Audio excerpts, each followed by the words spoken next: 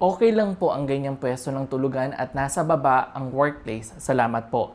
These past years mga kapakbet, naging trend na ang loft bed tulad na nagtanong sa atin. Pero if we're going to incorporate feng shui, especially the modern feng shui, good or bad feng shui ba ang loft beds? To answer this, loft beds are considered as a bad feng shui.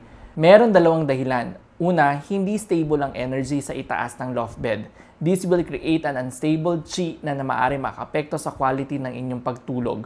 Pangalawa, magkakaroon ng negative chi or suppressing energy sa ilalim ng loft bed. Lalong-lalo na if dito nakalagay ang workstation mo. Yes, practically wise, mas maganda ang loft bed since it serves a lot of space kaya ito naging trending.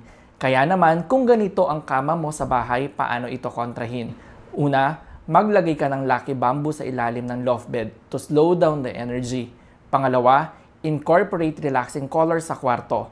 Sana ay may natutunan kayong bago mula sa amin. Master Michael here, simplifying feng shui for everyone.